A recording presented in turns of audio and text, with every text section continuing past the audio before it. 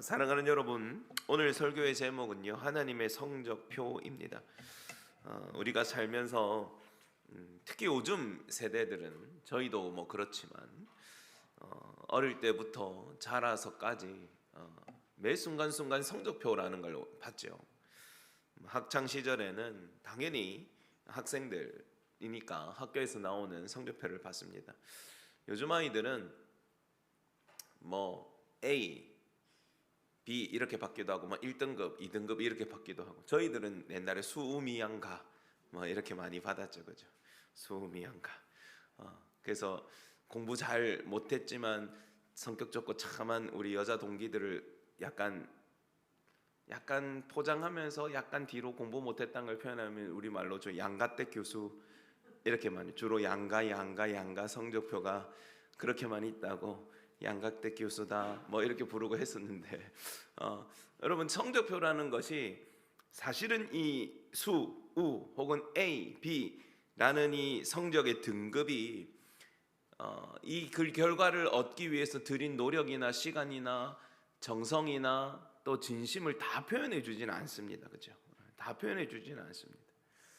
어떤 경우는 최선을 다했지만 결정적인 실수를 해서 좋지 않은 성적표를 받게 되기도 하기 때문이지요. 근데 여러분, 이게 눈에 보이는 성적표뿐만이 아니라 우리가 이제 사회에 나서면 오히려 더 이 성적표 같은 것들이 우리를 더 많이 평가합니다. 직장에서는 인사고과라고 해서 규모가 있는 직장이면 직장일수록 이 사람의 모든, 심지어는 휴식하고 일하고 일을 처리내는 속도, 출퇴근 뭐 시간의 정확도와 신뢰도 뭐 이런 걸 전부 다 세분화시켜서 점수화시켜서 나중에 이 사람이 진급을 할 자격이 있는지 없는지에 대한 평가를 하죠. 그리고 우리가 사업을 하면 매달 우리가 정산하는 일이 우리에게 성적표와 똑같습니다. 또 내가 인생을 살면서 내가 좋은 아비였는지 좋은 어미였는지, 내가 좋은 아들인지 딸인지 뭐 이런 것들도 우리가 늘 비교당하고 혹은 평가받게 되죠. 여러분, 그런데 우리가 이 시간에 잠시 한번 고민해 볼게요. 이 인생의 모든 경주가 끝나는 날이 다 다르겠지만 우리에게 다 옵니다, 그죠? 언젠가 하나님이 얘야 수고 많았다, 이제 오늘 너희 진짜 집에, 너희 진짜 영원한 번영에 올라오너라 이러시면 그날까지가 우리에게 주신 날이지요. 근데 주님 앞에 설 때에 하나님이 우리를 향한 평가를 하실 겁니다. 평가를. 달란트 비유처럼. 저는 제일 두려운 게 하나님이 안쓰럽게 쳐다보시면서 아이고 애썼다, 애는 썼는데 그래 막 믿음 안 놓치고 구원받았으면 됐지, 뭐 됐다, 내 별말 안 했구만, 저떡한 네 자리에 앉아라, 이럴까봐 뭐 이렇게 좀 그래 네 힘 많이 들었지, 이로운 거 없어도 참 고생했다, 이 위로도 아니고 아이고 막 됐다, 막 네 믿음 안 놓치고 엄뚱대 안 가고 천국 온대 어되고 저거 앉아라, 이렇게 하실까봐 사실은 조마조마할 때가 너무 많거든요. 여러분, 우리의 인생의 마지막에 하나님 앞에 설 때에 이 인생이라는 하나님이 주신 시간을 다 살고 난 우리의 인생의 성적표에는 하나님이 무엇이라고 기록하시겠습니까? 우리 학창시절의 성적표에는 맨 뒤에 선생님이 한 줄을 답니다. 밝고 쾌활하며 교우관계는 좋으나 학습이 조금 미진함. 하나님의 평가는 뭐라고 하실까요?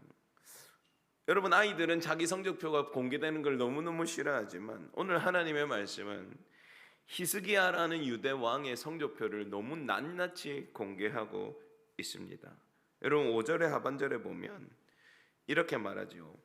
그의 전후, 그의 앞에도 그의 후에도 어떻게 해요? 유다 여러 왕 중에 그러한 자가 없었다. 어떤 면에서요? 이스라엘 하나님을 의지하고 다윗의 길을 떠나지 않고 하나님 앞에 진실되게 정직하게 사는 데 있어서 그의 전에도 3절에 보면 그렇게 돼 있죠. 그의 조상 다윗의 모든 행위와 같이 여호와께 보시기에 정직하게 행하였는데 그의 전에도 그의 후에도 유다 왕 중에 히스기야 같이 하나님 앞에 잘 산 왕이 없다, 이렇게 평가하고 계신 거죠. 와, 여러분, 이 정도면 만점 아닙니까? 만점. 만점이죠. 예전에도 예후에도 유다 왕 중에 얘 같은 애가 없었다. 내가 사랑했던 다윗처럼 얘도 진짜 내 앞에 정직하게 행했다. 여러분, 그런데 이 히스기야가 이렇게 하나님 앞에 좋은 성적을 표를 받고 좋은 평가를 받은 것은 히스기야가 가지고 있는 능력이 크거나 그가 대단한 위인이라서가 아닙니다. 그가 승승장구하고 맨날 승리하기만 한 왕이라서도 아닙니다. 그가 이룬 업적보다 더 큰 업적을 이룬 왕들도 많았고요. 그가 가지고 있는 국력보다 훨씬 더 큰 국력을 가졌던 왕들도 분명히 있었습니다. 그럼에도 하나님의 평가는 그의 어떤 다른 실력을 보시고 다른 점수를 보시고 이렇게 만점에 가까운 평가를 주셨는데요. 오늘 말씀을 통해서 우리 하나님께 최고의 성적을 받는 비결을 여러분께 알려드리도록 하겠습니다. 일타 강사 쪽집게 시간이 되겠습니다. 여러분, 일단 좋은 성적을 받으려면 여러분 감점의 요인을 없애야 됩니다. 감점의 요인을 없애야 돼요. 그래서 여러분, 첫 번째 여러분께 드리는 비결은 따라해 봅시다. 하나님이 싫어하는 것은 너무 귀한 것이라도 버려라. 여러분, 이게 첫 번째 비결입니다. 여러분, 이 히스기야가 왜 하나님 앞에 그런 큰 평가를 받았냐 하면요, 그가 우상을 배격하고 하나님과 이스라엘 백성 사이를 벌어지게 하는 모든 것들을 배제했는데 그가 한 완성도가 굉장합니다. 오늘 4절을 한번 다시 보죠. 그가 여러 산당들을 제거하며 주상을 깨트리며 아세라 목상을 찍으며 모세가 만들었던 놋뱀도 깨트렸어요. 자, 여러분, 이 앞에도 선한 왕이 있었거든요. 그런데 그의 평가는 아까 말한 것처럼 뭐뭐 하나, 뭐뭐는 조금 부족하다 이런 것처럼 단서가 붙었어요. 그가 우상을 멀리하고 또 우상의 제단을 부수었지만 그 뒤에 뭐가 나면 산당은 제거하지 않았더라. 대부분 그렇게 묻습니다. 산당은 뭐냐 하면 산이나 푸른 나무 밑에다가 우리 정서랑 비슷합니다. 조그마한 제단을 만들어 놓는 건데요. 이게 산마다, 이스라엘 산이 얼마나 많아요. 산마다 이런 것들을 두고 사람들이 자기 마음대로, 하나님은 예루살렘 성전에서 예배를 했는데 자기 마음대로 산당에 가서 하나님을 섬기기도 하고 또 다른 걸 섬기기도 하고, 이게 군데군데 엄청 많았거든요. 근데 앞에 왕들은 이 산당까지 제거하지는 못했었습니다. 근데 오늘 히스기야는 어떻게 했습니까? 산당까지, 그러니까 이 유대 땅 전체에 있는 우상이라는 우상은 다 때려 부수고 산당이라는 산당은 다 부쉈는데요, 그걸로 끝나는 게 아니라 오늘 보니까 뭐까지 없애냐니까 모세의 놋뱀까지 부숴버렸습니다. 여러분, 이 모세의 놋뱀은요, 지금 이 히스기야 왕 시절이면 700년 동안 보관해오고 있는 성유물입니다. 이 사람들의 개념으로 보면 이 모세의 놋뱀이 어떤 사건에 등장합니까? 이스라엘 백성들이 출애굽하였을 때에 광야에 있으면서 그들이 하나님을 여러 번 거역하고 반역하고 불순종하죠. 그 사건 중에 하나에서 하나님이 그 백성들을 치시기 위해서 불뱀을 불러오셔가지고 이 불뱀이 백성들을 물어서 죽게 되는 위기가 처합니다. 그런데 하나님이 그때 모세에게 뭐라고 명령하셨냐면, 네가 놋을 녹여가지고 뱀 모양을 만들어라. 뱀을 만들어서 나무 짱대에 달아라. 그리고 그걸 높이 들어라. 너희 중에 뱀 물린 자들 중에 이 장대에만 달려있는 놋뱀을 쳐다보는 자는 살 거다. 그렇게 말씀하셨습니다. 그래서 놋뱀이 급히 이 뱀을 만들어가지고, 놋뱀을 만들어가지고 모세가 만들어서 장대에 높이 들고 하나님의 말씀이다, 이것을 보는 자는 살게 될 거다. 그래서 진짜 그 말씀을 믿고 순종하여서 이 놋뱀을 쳐다본 백성들은 뱀에 물렸어도 살았고, 그렇지 못한 사람들은 광야에서 죽었습니다. 여러분, 이게 나중에 나무에 높이 달리셔 죽으셔서 그를 믿는 자는 구원을 얻는 예수 그리스도의 상징이기도 하고요. 지금도 이스라엘은 병원에 가면 뱀을 이렇게 꼬아놨습니다. 뱀을. 여러분, 미용 엠브란스 보면 혹시 보신 적 있어요? 엠브란스 마크가 어떻게 생겼냐면 뱀 두 마리가 이렇게 있고 이렇게 나무 짱대가 있습니다. 그게 다 이 성경의 이야기에서 나오는 거거든요. 놋뱀. 그리고 여러분, 이 놋뱀이 모세가 출애굽한 뒤로도 계속 보관이 되었던 겁니다. 여러분, 이게 심상치 않잖아요. 여러분, 만약에 내가 여러분 중에 진짜 막 막 오늘 하루 호흡이 깔딱깔딱하는 어르신이 있는데 제가 그분 이마에 제 성경을 다 올려놓고 나사렛 예수 이름 명하노니 하나님의 아들아 생명을 얻어라 살아라 해가 진짜 기적처럼 살았다고 생각해 보십시오. 하나님이 살리신 거지만 그때부터 여러분이 이 성경책 한번 만지려고 난리 안 나겠습니까? 그리고 저도 이거 전시해 놓지 않겠습니까? 교회에 이 성경책을 만지면 삶. 그럼 여러분 이게 진짜 한두 명이 아니라 이 성경책을 얹고 기도했더니 진짜 병자들이 많이 나으면 전국 교회에서 탐방 올걸요. 그럼 우리 일정에다가 유리관에 넣어가지고 돈 받고 만지게 해도 된다 이 말이죠. 여러분 우리한테는 이런 어리석음이 있죠. 여러분 700년 동안 이 노뱀이 귀하게 여겨졌거든요. 일단 모세의 유산이고 구원의 기적을 담고 있는 생명의 상징물이고 이게 얼마나 귀하게 여겼습니까? 신령한 유산이고 은혜의 상징물. 그래서 700년 동안 그러니까 여러분 이때쯤 어땠냐면 얘가 너무 귀하게 여겨져서 노뱀을 모셔다 놓고 거기에다 향을 피우고 했단 말이에요. 우상화된 거죠. 그렇지만 여러분 이 700년이라는 시간 동안 아무도 이것을 버리거나 깨트릴 생각을 하지 못했습니다. 왜 그랬겠습니까? 난리가 날 거거든요. 후폭풍이요. 아니 이게 우리의 믿음의 조상 이 모세가 남기신 유산인데 이걸 왜 아니 이게 우리 백성의 구원의 상징인데 이걸 왜 없애냐고 난리지 않겠습니까 여러분? 그렇지만 히스기야는요 이게 모세가 만들었던 은혜의 상징이던 나발이던 죄송합니다 요 말 한 번만 써요. 은혜의 상징이던 나발이던 무엇이든지 하나님과 우리 사이를 벌어지게 하는 것 우리로 하여금 하나님을 떠나게 하는 것 내가 하나도 남겨두지 않겠다. 그래서 여러분 히스기야가 이걸 다 부서뜨린 다음에 이름을 딱 붙였는데 오늘 성경에 느흐수단이라고 되어 있죠. 느흐수단 이게 그냥 직역하면 무슨 말이냐면 따로 보시면 놋조가리 놋조가리라는 뜻입니다. 뭡니까? 불뱀 아이고 대단하다 아이고 이거 낫겠다 이게 아니라 완전히 때려 부수고는 팍 땅바닥에 쳐버렸고 뭐라고 말하니까 그저 놋조각일 뿐이다. 백성들이 너무너무 우상시하는 걸 완전히 박살내고는 그저 놋조가리일 뿐이야. 이게 중요한 게 아니라 뭘 섬기라고요? 진짜 살아계신 하나님을 온 마음으로 섬겨라 그렇게 말하는 거죠. 여러분 우리가 하나님 앞에 좋은 평가 하나님의 칭찬과 하나님의 어떤 은혜를 입는 비결 중에 하나는 여러분 제한을 두지 말고 과거에 내가 이거에서 어떤 은혜를 얻었던 과거에 내가 어떤 영광을 입었던 것이든 나에게 어떤 의미가 있고 소중한 것이든 여러분 그 어떤 것도 예외 없이 하나님과 우리 사이를 막거나 우리를 하나님으로부터 멀어지게 만들거나 하나님이 보시기에 다른 어떤 것이라도 내 마음을 조금이라도 사모할 만한 것으로 붙잡고 방해하는 것이 있다면 내 손에 움켜쥐고 있는 그것을 놋조각으로 내어 던지는 버림이 있어야 되는 줄 믿으시기 바랍니다. 여러분 다른 것 아무 필요가 없는 거죠. 그것이 아무리 대단한 것이라 할지라도 그것이 나에게 진짜 너무너무 소중한 것이라 할지라도 그것이 하나님 앞에 나를 멀어지게 만들고 하나님과 나 사이를 버려내는 것이라면 아무리 귀중한 것이라도 하도 깨트릴 수 있는 용기와 결단이 필요한 것이죠. 다시 한번 고백합시다. 아무리 중요한 것이라도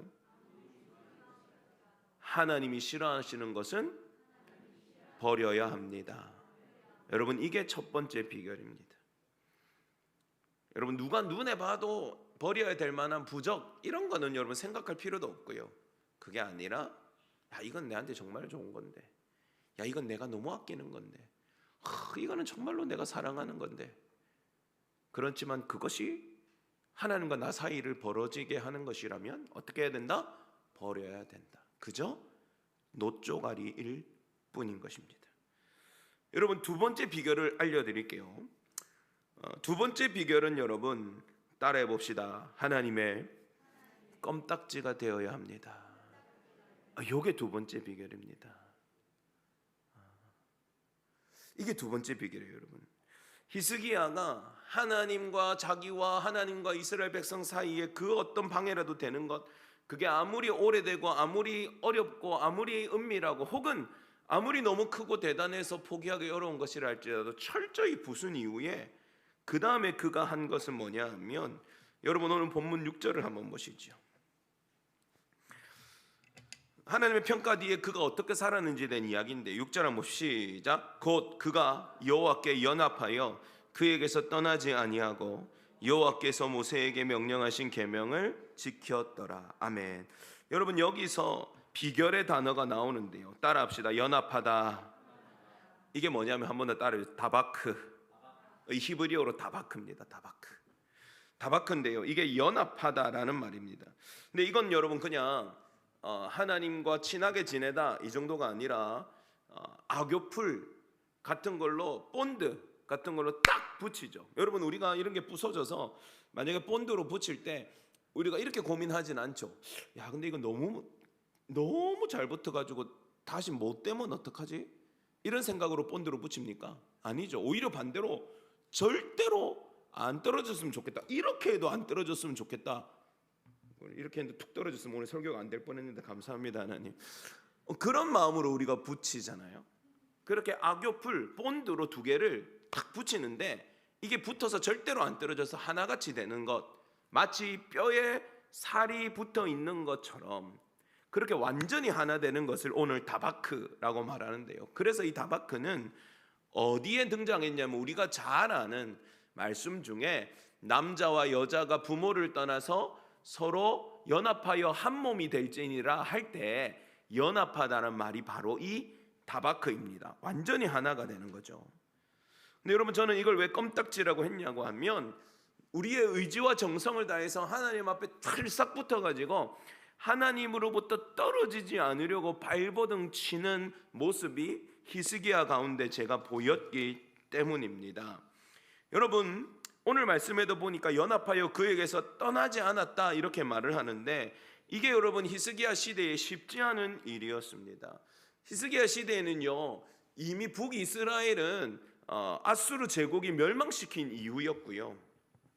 그리고 이 아버지가, 히스기야의 아버지 선대왕이 자기들이 너무 약해지고 아수르의 힘이 너무 커지고 하니까 자청해서 아수르에게 우리가 당신을 섬길 테니까 우리 좀 잘 봐주세요, 우리 좀 도와주세요 해가지고 이미 아수르 왕 안에 머리를 숙이고 들어가 있는 상황이었습니다.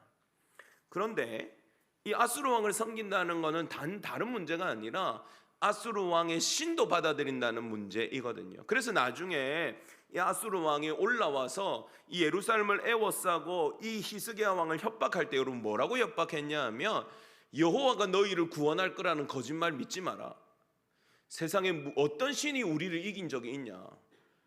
요 옆에 있는 나라도 저 뒤에 있는 나라도 그 신들이 내 손에서 그들을 지킬 수 있었냐? 결국은 우리 손에 다 죽었다. 너희의 여호와도 그렇게 할 수 없으니까 좋은 말을 할 때 항복해라. 이렇게 협박하거든요. 여러분 이 상황에서 여러분 히스기야가 하나님을 놓고 아수르 왕을 매달리면 산다고 아수르 왕이 계속 말하는 겁니다. 너가 안 죽일게. 너가 지금 항복하면 먹고 살게 해줄게. 너가 항복하면 이 땅은 아니지만 내가 똑같이 좋은 땅으로 옮겨 살게 해줄게. 아수르는 정복한 땅에 그 민족을 남겨두지 않습니다.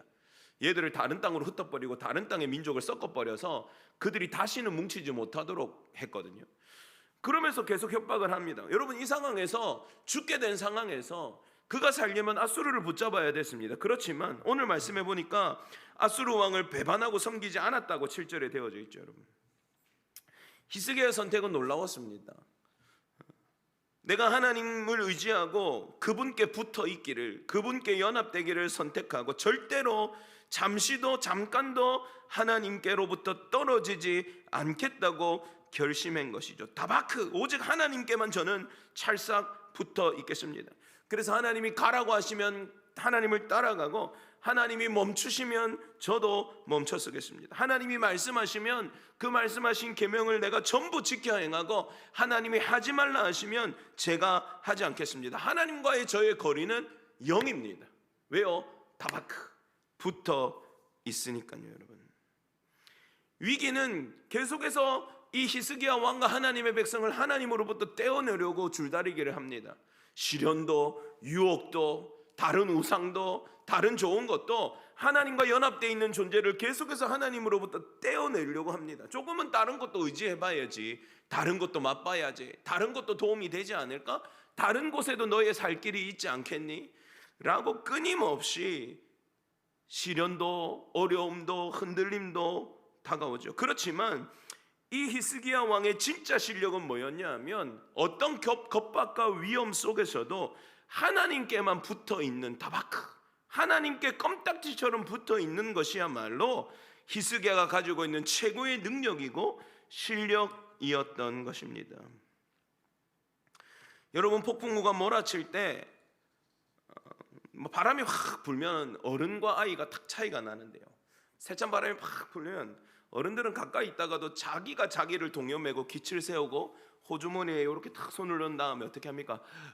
추버라 하고는 더 빨리 갑니다. 맞죠? 왜요?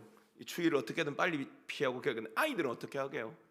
아이들은 찬바람이 확 불면 옆에 있는 엄마 품으로 쏙 하고 더 들어갑니다. 옆에 있는 아빠 품으로 쏙 하고 더 들어갑니다. 추위에 어떻든 간에 아빠 안에 있으면, 엄마 안에 있으면 따뜻해질 수 있기 때문인 거죠. 여러분, 우리의 생존은 마치 어린아이가 세찬 비바람 속에 엄마의 품을 더 파고드는 것처럼 세상이 우리를 후려치면 후려칠수록, 세상이 우리를 더 추위로 맹렬하게 몰아치면 몰아칠수록 더 하나님의 품속으로 깊이 파고드는 것이야말로 신앙의 실력이고 우리의 생존의 능력인 줄 믿으시기 바랍니다. 여러분, 이게 다박한 거예요. 하나님만을 전적으로 의지하고 그분께 딱 붙어서 살아가는 거죠. 한번 이 시간 저와 같이 고백해 보십시다. 주님, 저는 주님께만 딱 붙어 있겠습니다. 또 주님, 저는 하나님의 껌딱지가 되겠습니다. 여러분, 이게 중요합니다. 이게 중요합니다. 우리와 하나님 사이에 죄가 들어서면 하나님이 회개하심으로 그것을 몰아내게 하셔야 되는 거예요. 세상 염려라는 틈이 있다면 우리가 믿음과 기도로 그것들을 메워버려야 됩니다. 오직 주님께 붙어서 그분과 우리 사이에는 아무런 틈도 없어야죠. 여러분, 그게 우리의 살 길입니다. 그러면 여러분, 하나님께 이렇게 연합되어서 껌딱지처럼 붙어있는 사람들에게는 어떤 일이 있을까요? 하나님은 놀라운 일을 일으키십니다. 여러분, 7절을 한번 보시죠. 7절 시작. 여호와께서 그와 함께 하심에 그가 어디로 가든지 형통하였더라. 저가 아수르 왕을 배반하고 섬기지 아니하였고. 8절 그가 블레셋 사람들을 쳐서 가사와 그 사방에 이르고 망대에서부터 견고한 성까지 이르렀더라. 아멘. 여러분, 히스기야 왕은 좋은 시절에 능력 있는 왕이라고 볼 수는 없습니다. 국력이 센 상황에서 섬겼던 왕도 아닙니다. 군사를 많이 길러냈던 왕도 아닙니다. 그럼에도 오늘 말씀해 보니 그가 그때 당시에 거역하면 죽는 것과 똑같은 아수르 왕을 배반하고도 살았고, 여러분, 나중에 열왕기상 우리가 새벽에 보고 있는데요, 어떤 일이 있냐면 아수르의 그 다음 왕 사네립이 와가지고 이제 너가 진짜 내가 다 죽여버릴 거야. 18만 명이 넘는 군사를 들고 와서 예루살렘을 완전히 묶어버리거든요. 근데 여러분, 그때 막 모욕하는데 이 히스기야는 그가 보내온 협박 편지를 하나님 앞에 들고 와서 막 울면서 기도하는데, 하나님 한번 보십시오. 이렇게 패역한 말로 하나님을 모욕하고 우리 백성들을 치는 저들을 보십시오. 전마들이 센 거 맞습니다. 하나님, 아수르 지금 최고지요. 그렇지만 하나님이 저렇게 대단한 놈들한테 우리를 구원하시면 하나님이야말로 온 만국의 유일하신 하나님인 것을 온 사람들이 알지 않겠습니까? 하나님, 저희 구원해 주십시오. 하나님 뭐라고 말씀하시면 내가 너의 기도를 들었다. 그리고는 여러분, 하룻밤 사이에 18만 명을 몰살시키십니다.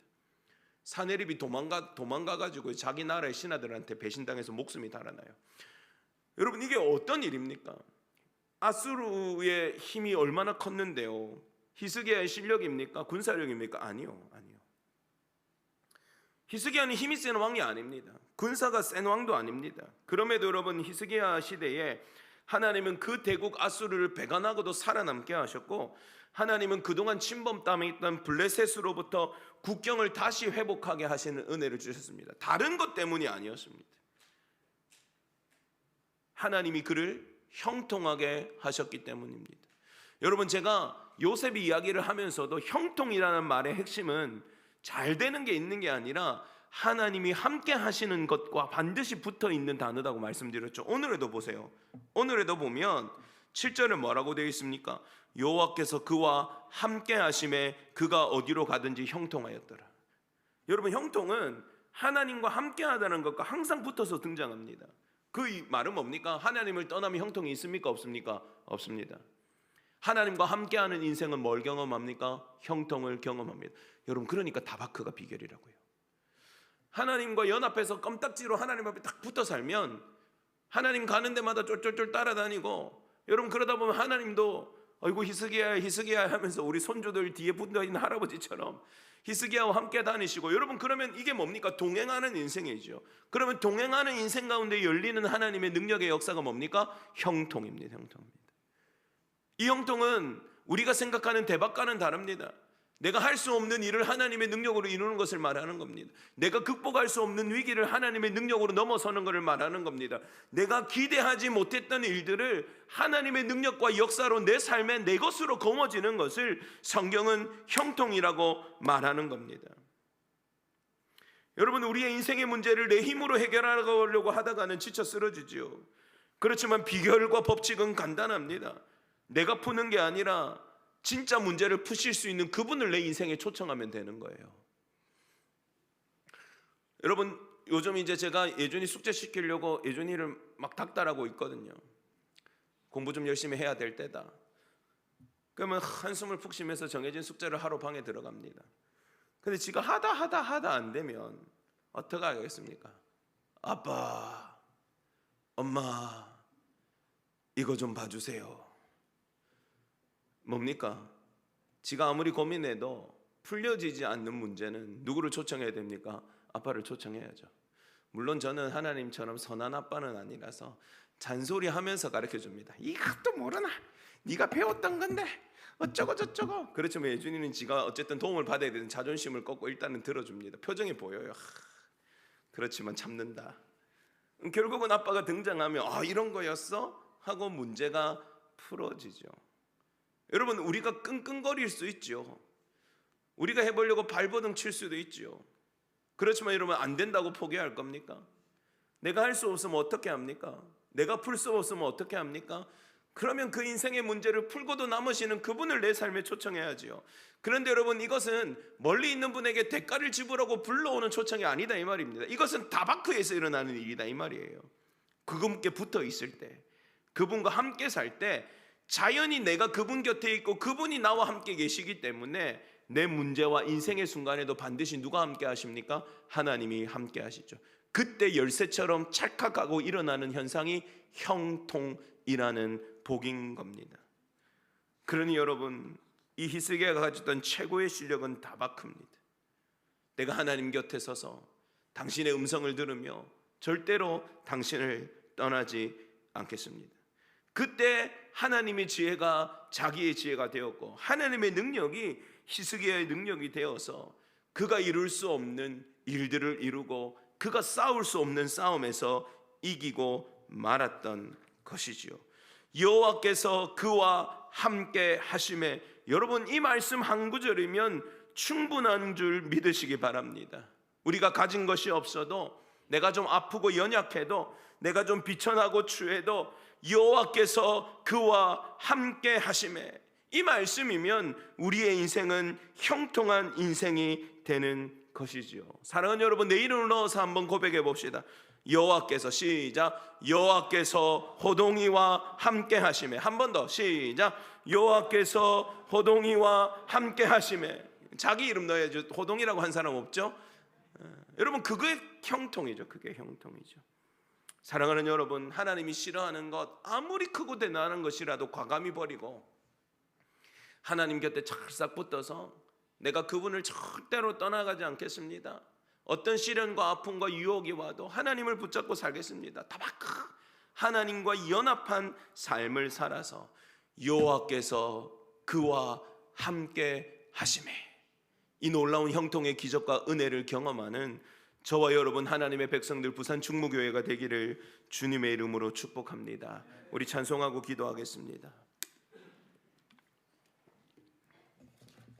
사랑하는 여러분, 오늘 오전의 말씀도 그런 맥락이 있었지만 늘 위로가 되고 힘이 되는 건 우리의 모습이 상관없다는 거죠. 히스기야는 좋은 조건에서 왕이 되지도 않았거든요. 그리고 사실은 성경의 장면들을 보면 히스기야가 되게 강단이 있거나 되게 위험이 있는 왕처럼 사실 보이지도 않습니다. 그럼에도 여러분, 내가 어떤 모습이든, 내 능력이 어떻든, 내가 무엇을 가지고 있고 무엇이 없든, 내가 건강하든 건강하지 않든, 내가 배웠든 못 배웠든, 여러분 그게 중요한 게 아니라 내가 주님 안에 붙어서 주님과 함께 살고 그분이 내 인생에 임재하시기만 하면 이루어지는 것이 형통이라는 말씀이 우리에게 얼마나 큰 위로가 됩니까? 여러분, 우리 찬송할 때 내가 주님 안에 머물기 원합니다. 내가 다른 곳이 아니라 주님 곁에 주님께 붙어 살아가기를 원합니다. 이런 마음으로 함께 고백했으면 좋겠습니다.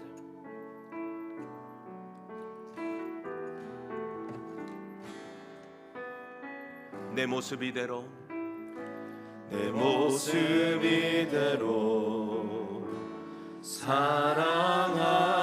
사랑하시네. 연약함 그대로 사랑하시네. 나의 모든 발걸음 주가 하시나니 날 인도하소서. 한 번 더. 내 모습 이대로, 내 모습 이대로. 여러분, 우리가 어떤 모습이든 무엇을 할 수 있든 우리 하나님께는 중요하지 않습니다. 우리가 얼마나 그분을 사랑하고 그분 곁에 그분 안에 머물기를 갈망하고 원하는지, 여러분 그것이 믿음의 실력이고 그것이 형통의 비결입니다. 날 인도하소서. 여러분, 하나님 곁에 찰싹 붙어서 떨어지지 마세요. 주의 날개 아래 거하는 것, 주의 임재 안에 거하는 것, 나의 가장 큰 소망, 나의 가장 큰 소망, 나의 가장 큰 은혜. 주와 함께 동행, 하나님이 그와 함께 하시더라. 주의 날개 아래, 주의 날개 아래 거하는 것, 주의 임재 안에, 주의 임재 안에 거하는 것, 나의 가장 큰 소망, 나의 가장 큰 주와 함께 동행하느니. 한 번 더 고백합시다. 내 모습 이대로, 내 모습 이대로 살아가. 그분 곁에 더 가까이, 그분의 얼굴 앞에, 그분의 숨결 안에 머물기를 소망하세요. 나의 모든 발걸음 주가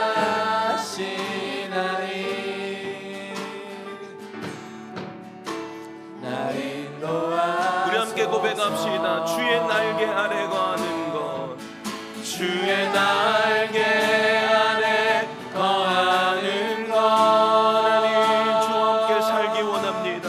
주의 임재 안에 거하는 것, 나의 가장 큰 소망, 나의 가장 큰 은혜. 주와 함께 동행하느니, 주와 함께 동행하느니, 주의 날개 아래, 주의 날개 아래 거하는 것, 주의 임재 안에 거하는 것, 나의 가장 큰 소망, 나의 가장 큰 은혜. 아멘.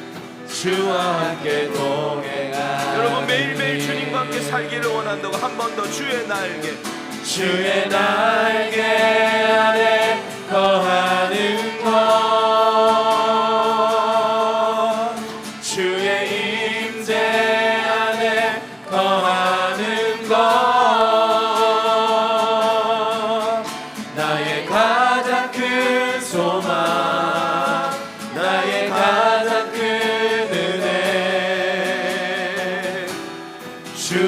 함께 동행하느니 주의 날개 아래 거하기 원합니다. 주의 날개 아래 주님께 찰싹 달라붙어서 주님 임재 안에 살기 원합니다. 주의 임재 안에 거하는 것 아멘. 나의 가장 큰 소망 나의 가장 큰 은혜 주와 함께 동행하느니 기도하겠습니다. 하나님, 그렇습니다.